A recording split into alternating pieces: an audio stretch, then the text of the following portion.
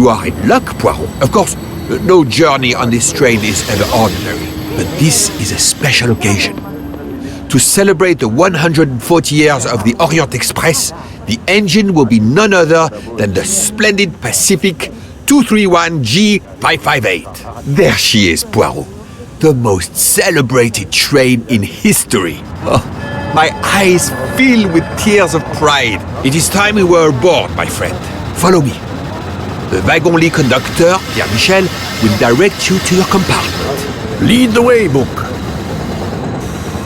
It was built in France in 1922 by the Compagnie Batignolles-Châtillon. At the time of its purchase by the SNCF in 1938, it could reach speeds up to 130 kilometers per hour. Wait until you see. It is like traveling back in time. Today, the train is limited to 100 kilometers per hour. I assure you, that will be more than fast enough to get you to Paris in time for your connection to London. In the meantime, you will bask in the magic that is the Orient Express.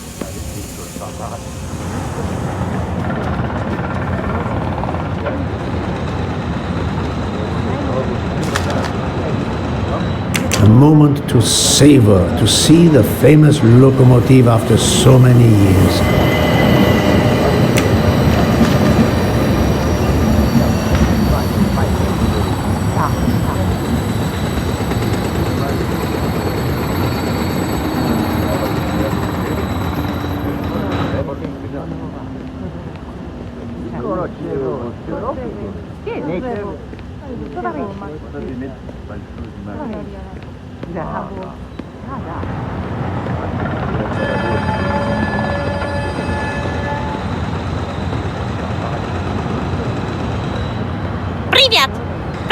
Princess Dragomirov's pet myna bird, an unusual traveling companion.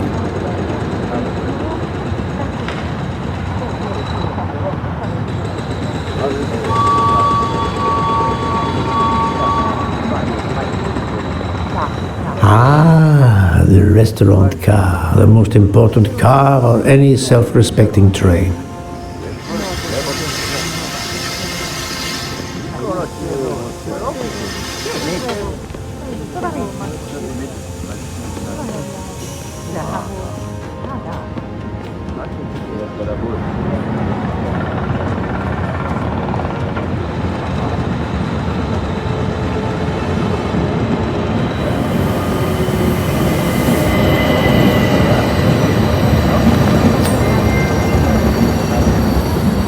Another golden moustache to treasure.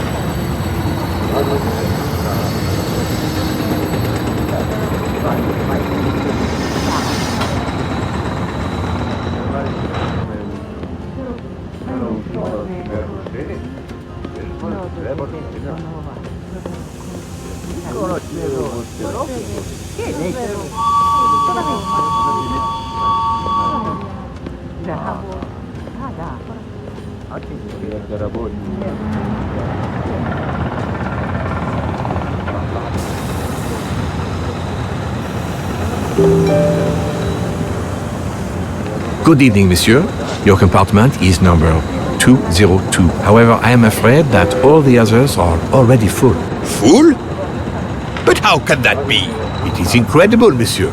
All the world elects to travel tonight. All the same, you must find room for this gentleman here.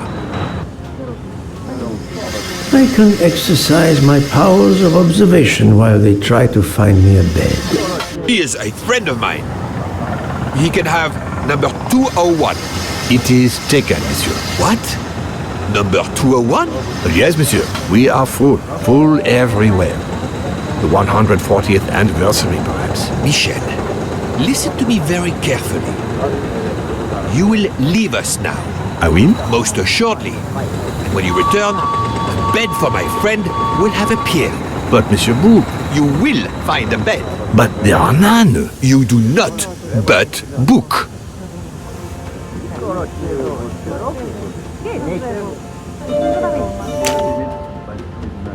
Notice the young woman from the hotel. She again wishes to watch the old man with his little friend, but not to be seen herself.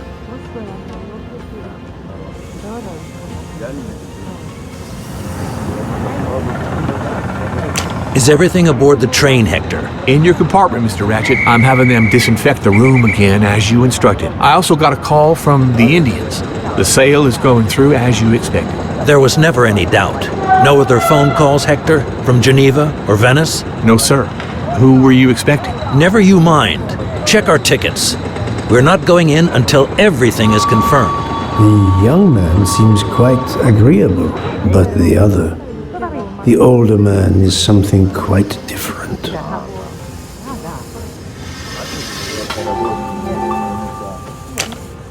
Mary. Not now. Not now. When it's all over, when it's behind us, then.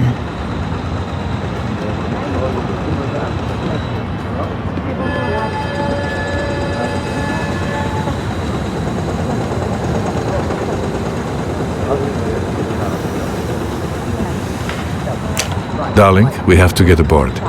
I know. I have heard of the phobia of fear of flying, but fear of trains? Now you're making fun of me. Never, my love. We'll board shortly, once our compartment is ready.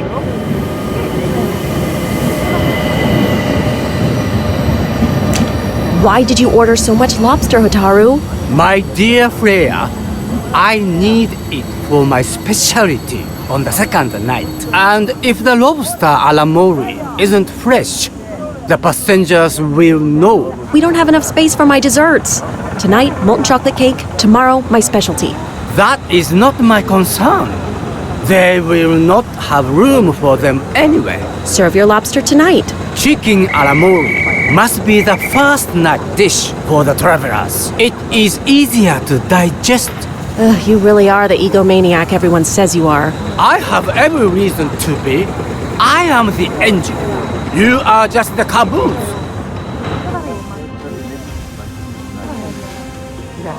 Poirot, I am mortified. The 140th anniversary, perhaps, but such a plague of passengers.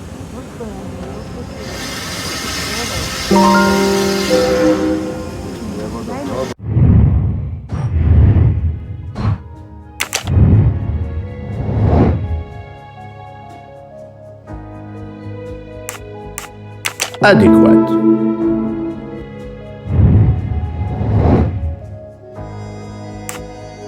Good job.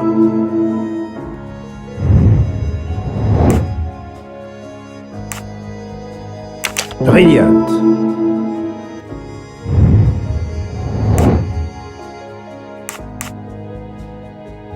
Right.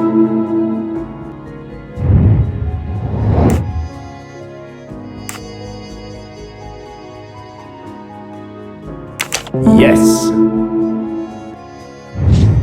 Et voilà.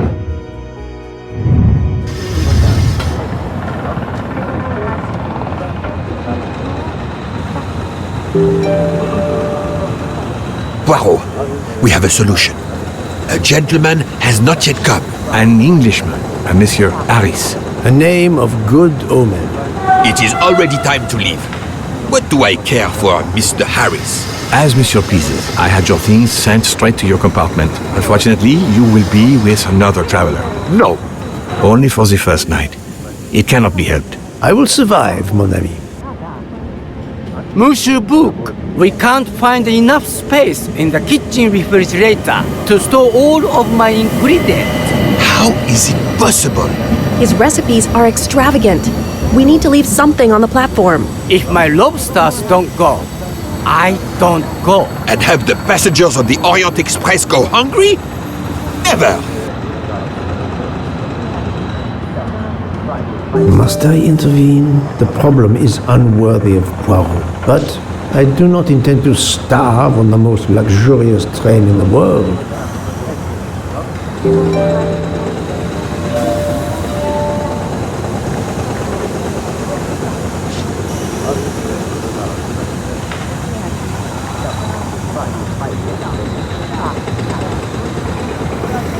Thank you for coming to help us. It is impossible to fit everything into the Gary's refrigerator. Obviously, my entrees are more important than dessert. If Mr. Mori delays his lobsters for a day or two, we can restock at another station. Delay?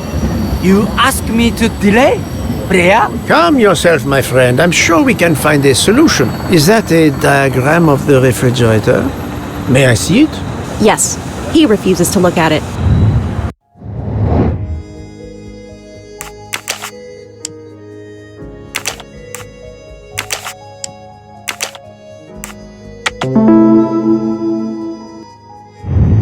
My little gray cells did not let me down.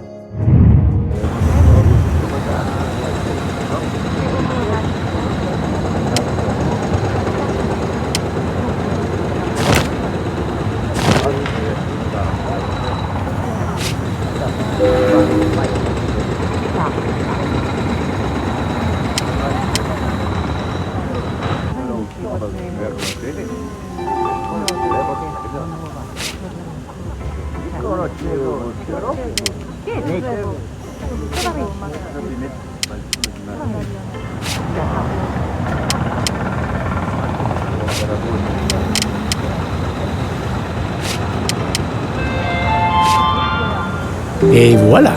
You saved tomorrow night's dinner. Mr. Poirot, I will reserve the finest lobster just for you. I look forward to it, monsieur. And to the dessert, mademoiselle. Hopefully. That will be the last mystery you face on our journey, my dear Poirot. Your compartment for tonight only is at the back of the second-class carriage, number 102. Tomorrow, you move to a private compartment.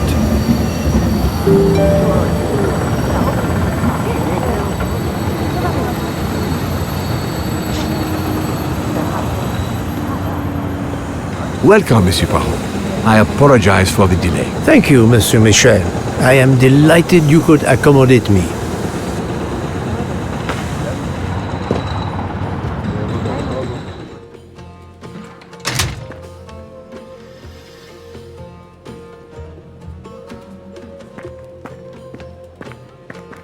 Wrong compartment. I need to find number 102.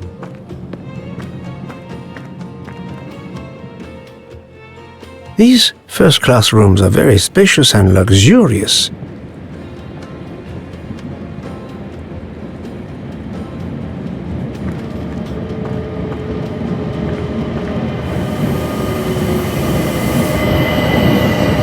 Pardon me?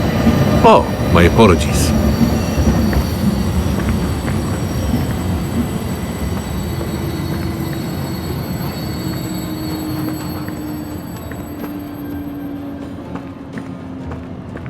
Wrong compartment. I need to find number 102.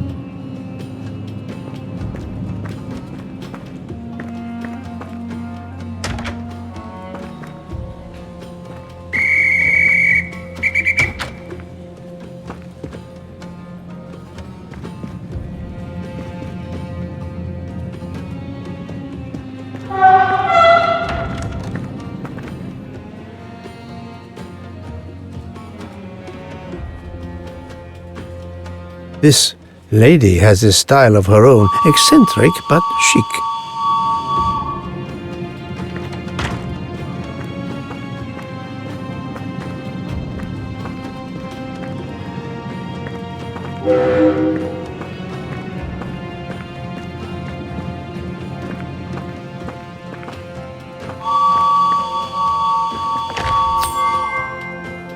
You can never have too many of these.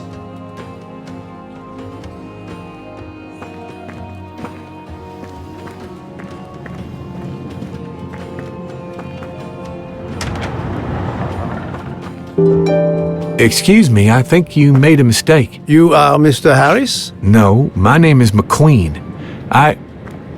There is no other berth on the train, monsieur. All is arranged. Yours is the upper berth. We start in 1 minute. The train's remarkably full. En voiture! Listen, sir, if you'd rather have the lower berth, easier and all that, well, that's all right by me. No, you are too amiable. It is for one night only, at Belgrade. Oh, I see. You're getting out of Belgrade. Not exactly.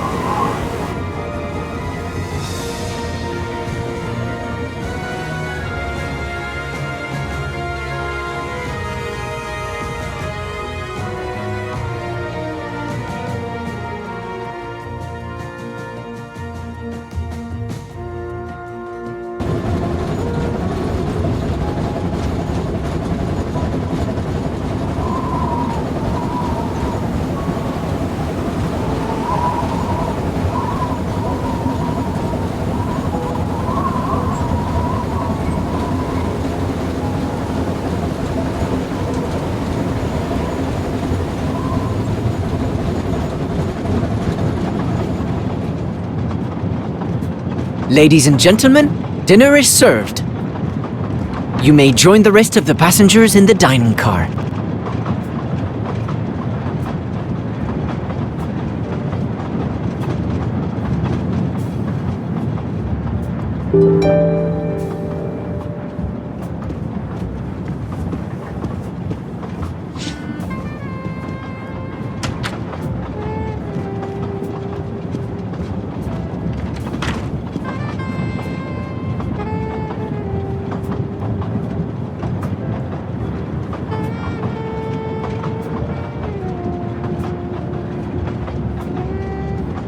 Excuse me, monsieur.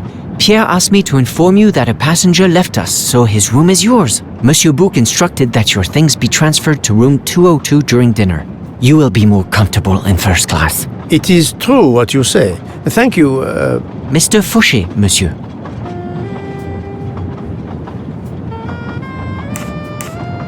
What is your position on the Orient Express? I manage the bar car, and I also do the restaurant car service. Well, then do not let me keep you. Lobster tonight, isn't it? Yes, indeed. Where will my new compartment be? Room 202 is at the far end of the previous car. I see, thank you. I'll leave you to it then. See you soon, monsieur.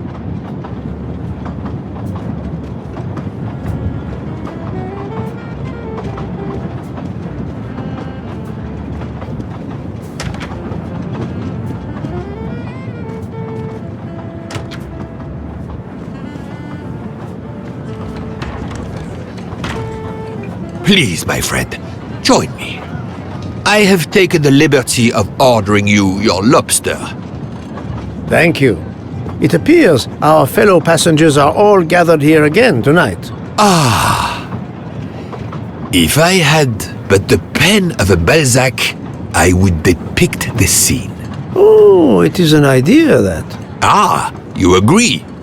It has not been done, I think. And yet, it lends itself to romance, my friend. All around us are people of all classes, of all nationalities, of all ages. For 3 days, these people, these strangers to one another, are brought together. They sleep and eat under one roof. They cannot get away from each other. At the end of the journey, they part. They go their several ways, never perhaps to see each other again. Certainly it interests us, inviting us to watch and wonder about their lives. Ah, I know you, my friend. Even now, your mind, it is at work. Let us test it. For example, what do you make of those two?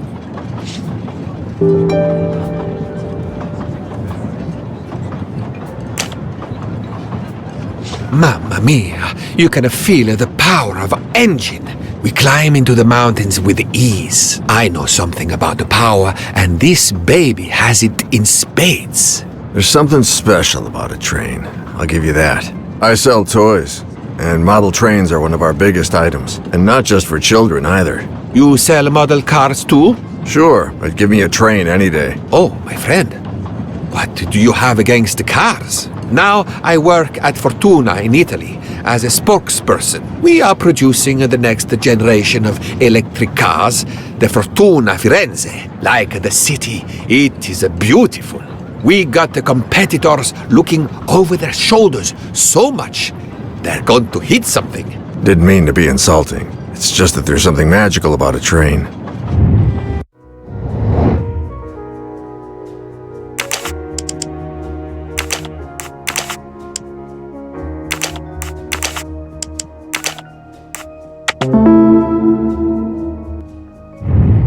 That was easy. The loud gentleman is very confident, a master of his own fate. It is as much in the inflection as it is in the words. He believes in winning, also that he is the one who will win. You are a magician. Oh, it is not a parlor trick, my friend. It is simply observation.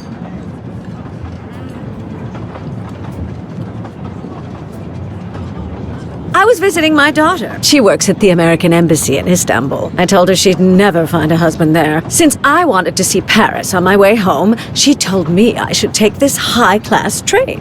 I can't wait to see Paris. It looks beautiful in the movies, but it couldn't be more beautiful than Schenectady in the good old US of A. That's where I'm living now. And you, Miss Debenham, was it? Where do you hail from? I was born in the UK. Oh, that's in England, isn't it? What do you do for a living? I teach English to children in other countries. I see.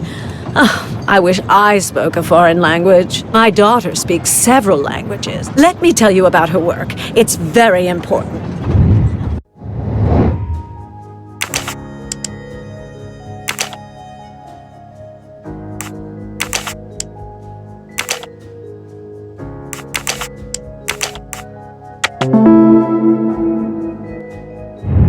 I'm right again.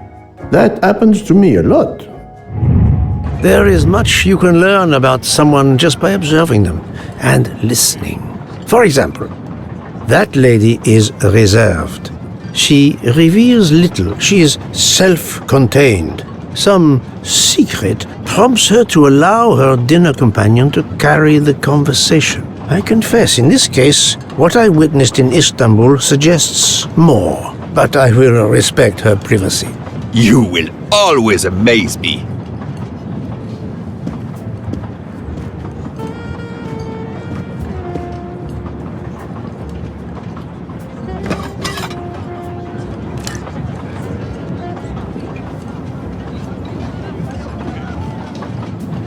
My friend, this is one of the best desserts I have ever eaten. You have always had the sweet tooth. But it is a masterpiece. I can't understand how the dessert can be so good. I would love to know what the recipe is.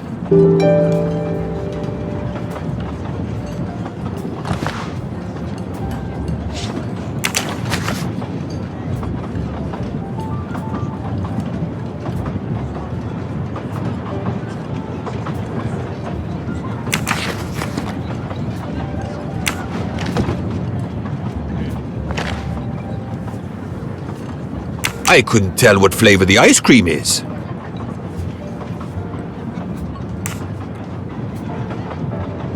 It looks like lemon. Look at the zest. Yes, I wasn't sure what that was.